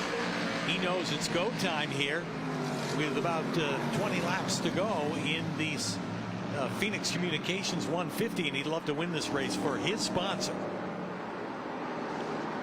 There's Silk and McKennedy running 5th and 6th on the racetrack. And McKennedy looking at every point he can get here tonight. Makes a bold move getting down into turn number 1, but just can't keep the nose underneath him. They've got a lap car up ahead in the form of Walt Sutcliffe, and that takes the line away from McKennedy. Just ahead of them, Doug Kobe continues to maintain that 4th spot. We watch the battle between the 2 contenders in the standings coming into tonight, Ron Silk and John McKennedy. McKennedy again trying to set him up and make a move on the inside. McKennedy pulls out a line, draws alongside in turn 3 this time. They nearly come together. Off turn number 4 they come. McKennedy with a slight advantage, but outside lane has speed and momentum, and Silk goes in and there's contact. John McKennedy and Ronnie Silk get together, and Ronnie Silk into the outside wall in turn 1. Damage to the right rear of that machine. Smoke as a Nerf bar rubs the left rear tire, and the caution flag is out. 17 laps away from the finish. And Silk and McKennedy, for the 2nd time tonight, tangle the 2 championship leaders. Well, Silk was trying to use that lap car as a pick and hold McKennedy up from moving on the inside, but McKennedy was not intimidated, and in an attempt to get around the lap car, ran into the back of Ronnie Silk and sent him sailing up into the concrete wall. So a race that has just produced drama all night long. The drama continues. And now the drama comes down pit road. Ronnie Silk in the 16 car, heavy damage on the right side of that. They'll try to probably just pull the Nerf bar away and just push that sheet metal down long enough to be safe and get him to the finish. NASCAR officials will make sure that everything's taken care of with these open wheel race cars, that the wheels are adequately protected. As they have gone to work on the left rear, they'll use a pry bar to try to pry that Nerf bar that protects the wheel off of it. You saw the smoke billowing off as it was rubbing around the racetrack. And that's not an easy task for sure, because that thing is well connected. They're trying to get just a few inches so it won't make contact with the wheel. They really didn't do much work on the body, and it's still shoved up on the right rear. And they've sent him back out on track. He will stay on the lead lap. Let's take a look at what happened.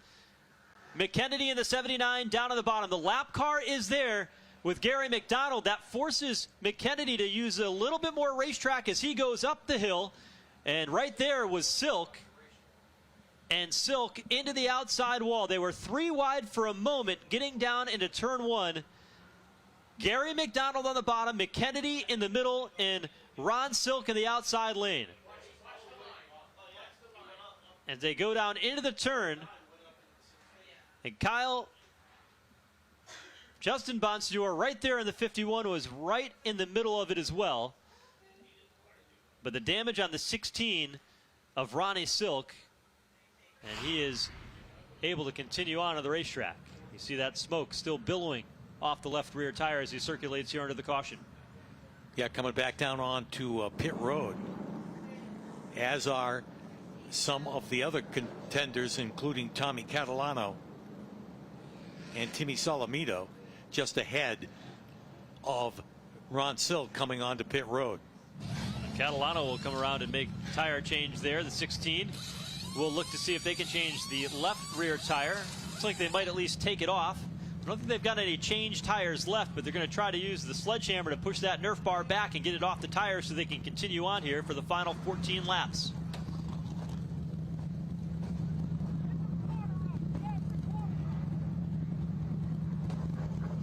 Work continues on pit road for the 16 car.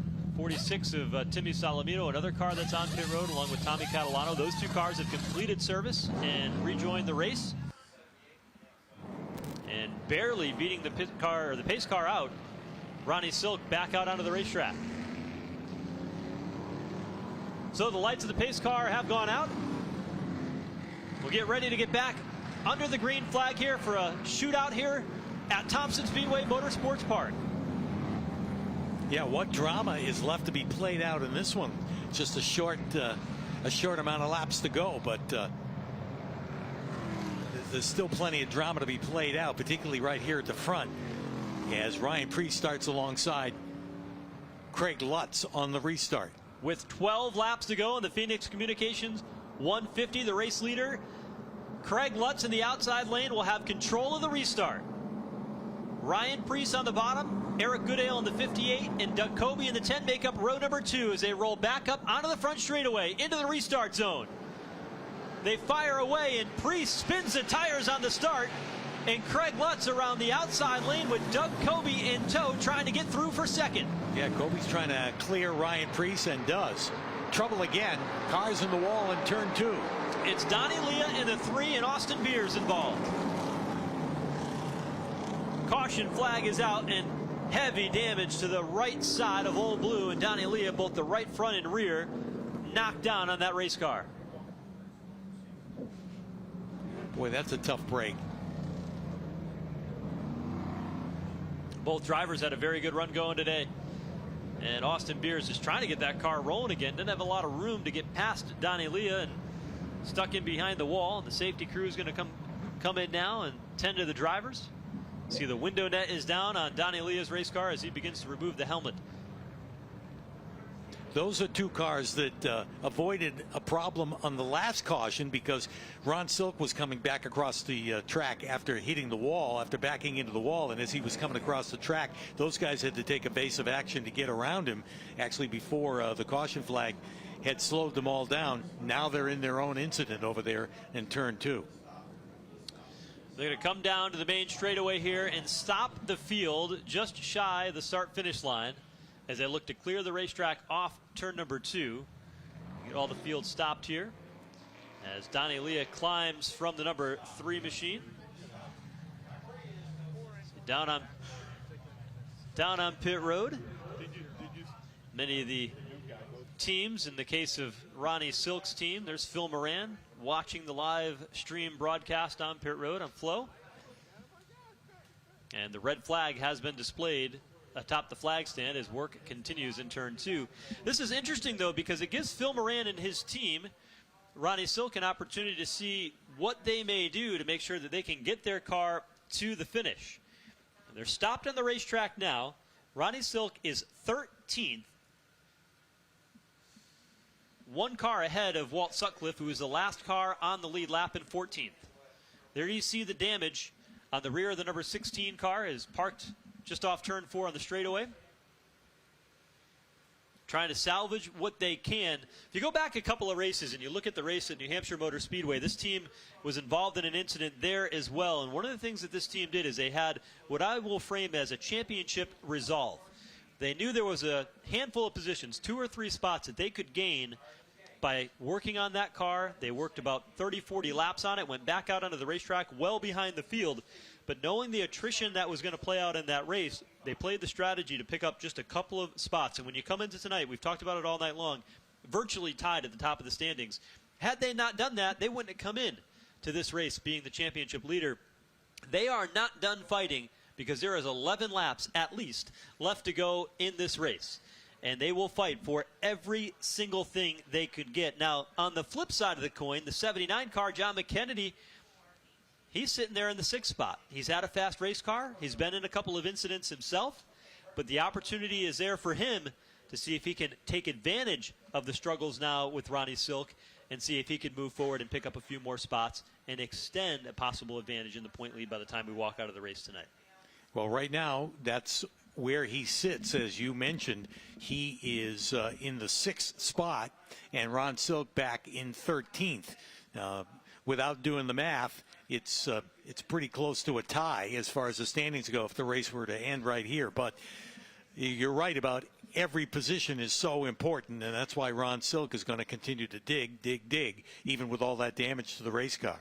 It's been an interesting year because many times when you go back and you look at the runs that Doug Coby and Justin Bonsignore had in their championships over the past 10 years or so collectively, there weren't many races where there was room for error.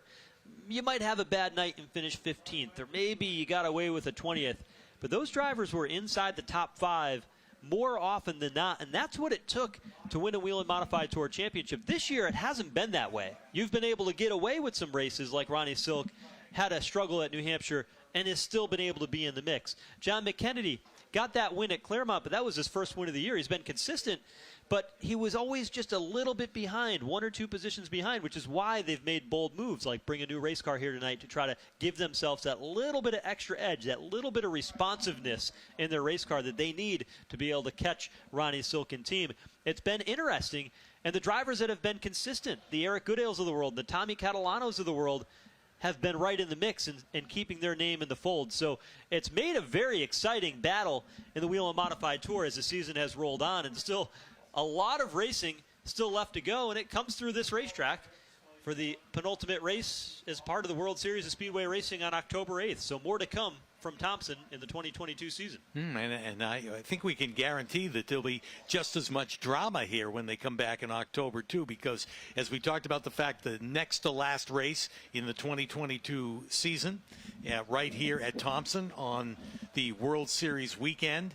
And they'll take a lot of notes from this race for sure, because it's been a couple of years since they've run here at Thompson, but I'm sure we'll have just as much drama when they come back here in October, particularly so late in the season. So let's go ahead and reset it for you. Right now, 10 laps to go as the field goes back under the caution flag here tonight. Donnie Leah's car has been cleared off the racetrack in turn 2. Everybody is rolling. Craig Lutz is the race leader in that number 82 machine.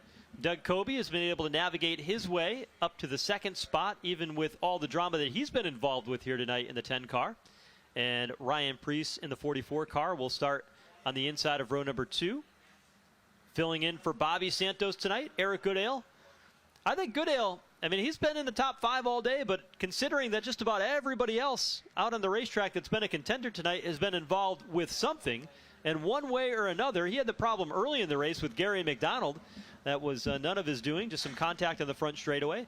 But beyond that, Eric Goodale's had a pretty clean night overall. He runs 4th, and Justin Bonsignore, who has been from the front to the back up to the front, now runs 5th. And a seesaw Dow Jones kind of night for Justin Bonsignore. And just behind them, some of the guys that we kind of counted out because we saw them involved in incidents have gotten back inside the top 10, including John McKennedy, who is 6th, Tyler Ripkema, who runs 7th, Kyle Bonsignore, 8th, and Patrick Emmerling, who had all that damage from qualifying earlier today. He's in the 10th spot. rather in the 9th spot. So he's solidly inside the top 10 on a night where they thought, you know, all bets were off. Emmerling started 24th. He was just thinking he'd go out there, ride around a little bit, and, you know, make a showing tonight. But he's done a decent job in a tough situation to run 9th. We'll see where the final rundown is and where he stacks up when the checkered flag flies. Well, we're about ready to get after it. The time is now. It'll be 7 laps to go to settle the issue here tonight in Thompson. Craig Lutz will go up alongside a veteran championship driver in modified competition, and Doug Coby on the bottom.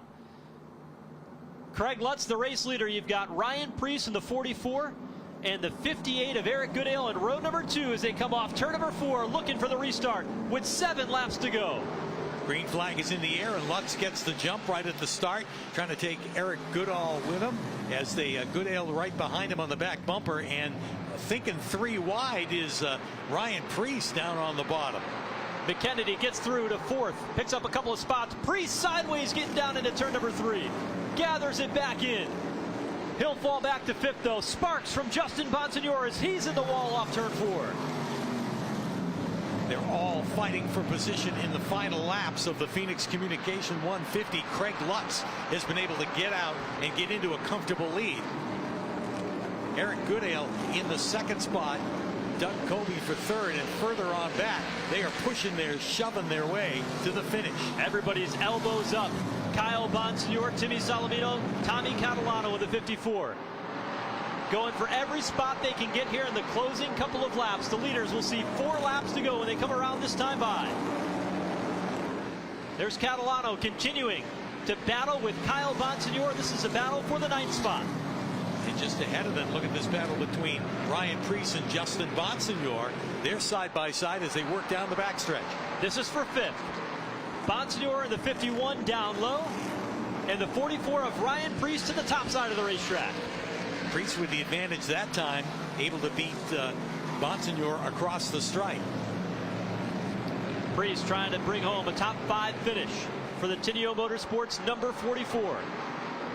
Field comes up off turn number 4 this time by. It'll be 2 laps to go, and Bonsignor getting together with Preece, and Preece gets sideways and Bonsignor gets on through. Yeah, Preece did a great job to save it, that's for sure, and Bonsignor able to pick up the spot. Here they come off turn number 4. 1 lap to go as a white flag is out for Craig Lutz. Goodale a distant 2nd, followed by Doug Coby. There is Kyle Bonsignor going for another spot down underneath Tyler Rippica, but the leader is making his way out of turn 4. Off turn number 4, Craig Lutz will win at Thompson for his 4th career Whelen Modified Tour victory. Caution flag is out. After the checkered flag, the 54 of Tommy Catalano is into the wall along with Tyler Ripkema in turns 3 and 4. Caution and checkered at the same time. They'll throw the red. The celebration is on down here on pit road as Catalano is able to drive his car away after the finish. The 82 car of Craig Lutz, the race winner, his 2nd here at Thompson, 4th career. And there you continue to see the damage, the fluid pouring out from underneath the 54 of Tommy Catalano as his car parked in turns 3 and 4. Tyler Ripkema involved. The drama continues past the checkered flag here tonight. Unbelievable way this one played out. Ripkema out of his car. Craig Lutz and his team celebrating on pit road. Eric Goodale will come home 2nd tonight. Doug Coby, John McKennedy, and Justin Bonsignor, your top 5. It was Ryan Preece, Kyle Bonsignor, Timmy Salamino, Patrick Emmerling, and Spencer Davis in the top 10. Ronnie Silk came home 12th tonight, the championship point leader. And John McKennedy in 4th will take over the point lead by the time we leave here tonight. Well, Craig Lutz and this team, they have been fighting it all season long, and we've got an exchange between Tommy Catalano and Tyler Ripkema up in turns 3 and 4. Both drivers pleading their case, explaining their side of the situation that happened. As Ripkema points up the racetrack, and Tommy Catalano describing what he felt was happening inside the race car and spoiled a good run for the both of them, and they will not make it to the finish after both had flashes of brilliance here tonight. All smiles, though, in victory lane. Craig Lutz had been working through a handful of crew chiefs throughout the season, and they have tried a lot of different combinations to try to make it work. Tonight, J.J. Vies came in and gave them a hand to try to see if there was a way that they can get this 82 a little bit quicker. And the smile on Craig Lutz's face says it all, because they have been able to turn a season around here at Thompson and get the win here tonight and finally get back on top as a 2022 Whelen Modified Tour race winner.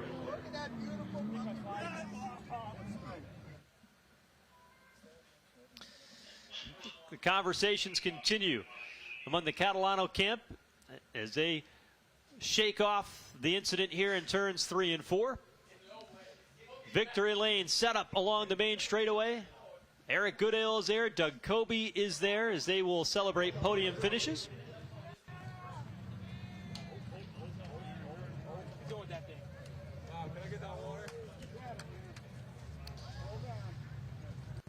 What a night it has been here tonight at Thompson. We started things off with a long green flag run that went 58 laps under the green flag, and then multiple cautions and incidents, drama, championship point implications.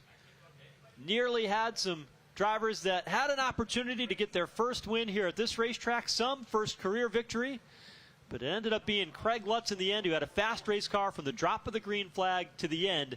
And somehow, some way, he survived the chaos and the carnage here tonight to be able to come out on top with Danny Watts owned number 82.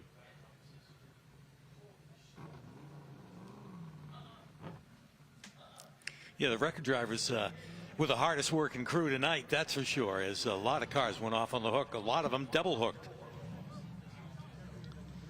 Don Rivers with Racing with Jesus Ministries steps in, offering congratulations to Craig Lutz and that team. And as he makes his way out of the race car, let's go down trackside to victory lane and Jesse Punch. Here he is, your winner, Craig Lutz, defends his race win here at Thompson for his 4th career win. Putting a little dent in the hood there. There's clearly a lot of emotion down here in victory lane. What does this moment mean for you and this team? Oh, it's so special. You know, Danny Watts put a lot into his modified program from a long time. So it's been a while since he won. You know, we won one in New Smyrna. To win a tour race here is it's just incredible. You know, this one's so special. There's so many guys to thank. There's so many people that put their countless time and effort into making us competitive, and we've had one hell of a season so far, struggling, but we just turned it around right now. Craig, you ran strong all day today. At what point during tonight's run were you confident that you were going to be the guy here in victory lane? Probably right around like lap 3. It was just one of those cars that it was just perfect. You know, all the guys, they had an awesome pit stop. You know, JJ, Scott, my brother, all the guys on the team, you know, made a good strategy call. And you know, I was nervous when we stayed out there and everyone came tires. I was like, oh boy, here we go. But wouldn't be possible without obviously Danny, you know, JJ, my brother, Scott, David from Robert Yates Racing, Ryan, Joey, Toby, Marcus. Dan did a hell of a job spotting. Rob Fuller from LFR. You know, this is a Gen 2 car, and it was pretty badass. Craig, congratulations on the win. Now go celebrate with all those people you just thanked. Thank you. I sure plan on to. That's Craig Lutz, your winner here tonight at Thompson. So Craig Lutz victorious here tonight at Thompson to be able to get the job done. What a night it has been for Lutz and that entire team. Danny Watts, you listed off all the people. There's Danny Watts standing at the bottom of the frame as he was the first person that Craig Lutz went to congratulate after the victory here tonight when he had the opportunity to get out of that race car. But what a night for the 82 of Craig Lutz. Driver that had a good solid run all night long was in the mix was the 58 car of Eric Goodale, and he's standing by trackside with Jesse. Eric, second place here tonight. You entered this race third in the point standings, 21 points back. Knowing you got a podium finish here, what kind of confidence does that give you moving forward? Yeah, we have a good car here today. Points will take care of themselves. So we're just here to win races. Came up one short, man. Craig had a rocket ship. I thought I was going to have a chance there on the last restart, but my guys did a bang-up job on pit road, put me in position to win, and we just came up a little bit short. But good night overall. I heard the 16 had trouble, so we'll take it and we'll move on. That restart there at the end, when you reflect, anything that you would have done differently? I felt like I got everything I could. Actually, my team usually busts my balls about not getting good restarts, but I pulled a good one on the last one, and the 82 just had a better car, so I was happy with the second. My team's not going to beat me up too bad on the restarts. So got to thank Riverhead Building Supply, GAF Roofing. My dad filling in on the spotter stand tonight, so he did a bang-up job. And shout out to my wife, Amanda, and my kids, Mason and Wyatt. They were here watching, so we're going to have a good night tonight. It's a family affair down here for the Goodale family, bringing home a clean number 58 in second place. Good solid runner-up finish tonight for Eric Goodale in that number 58 machine as he continues a solid and consistent season for car number 58 out of Riverhead, New York. There's one driver that was in the middle of some controversy here tonight, and he finished in the third spot. He's standing by with Jesse. Doug Kobe, your third place finisher here tonight. Doug, I have to ask first and foremost, what happened there on that contact with your teammate on the front stretch?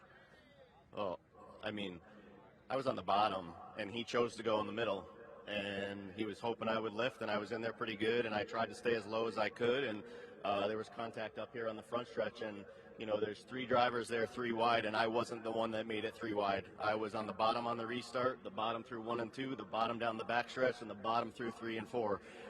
So I feel really bad. I'm not looking to wreck Tommy's car or Jimmy, but he wanted to get by Spencer Davis really badly right there. That was the slow car, and he chose to go in the middle. And I feel terrible that they got wrecked, but I got to protect my equipment. This is my team. This is my car. We got 3 wide in the middle by our Goodale a couple times. I backed out. There was no give and take from anybody here tonight, and it was like the World Series, but in August. And tore up a lot of cars, and I was kind of torn up a couple times, and my guys did a great job making the car better. And we just got to survive when it comes down to that stuff. And, I'm not looking to wreck anybody, certainly with my own equipment or the 7 car, but he's the one that went 3 wide middle, and he had every opportunity to back out of it in 3, 4, and onto the front stretch, and he chose not to. So just how it goes. Well, Doug, that particular incident aside, are you satisfied with your run here tonight? Yeah, this is a brand new car. It's our first tour race of the season. I really want to thank my crew guys, especially John, Josh, and Alex, for putting this brand new car together, and Mayhew Tools for supporting us in a part-time season this year. It's not easy to start tour racing mid-August, so really proud of my guys for the effort, and I think we got a fast piece, so I'm looking forward to coming back here for the World Series. That's Doug Kobe, third place tonight.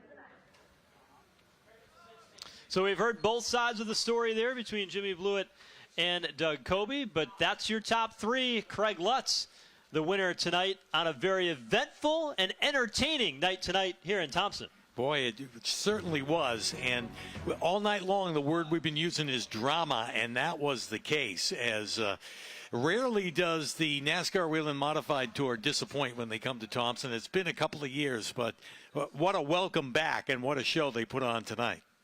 So the Whelen Modified Tour did not disappoint here at Thompson Speedway. It was all thumbs up tonight. The action was hot and heavy here on this August night, and it lived up to the billing. Action-packed from the drop of the green flag right on through. At the end of the day, a bit of mix in the championship battle, some intrigue among teammates, and a new winner in the form of Craig Lutz, at least on the 2022 campaign, as he recorded his 4th career Whelen Modified Tour victory tonight. Craig Lutz wins the Phoenix Communications 150 in Thompson.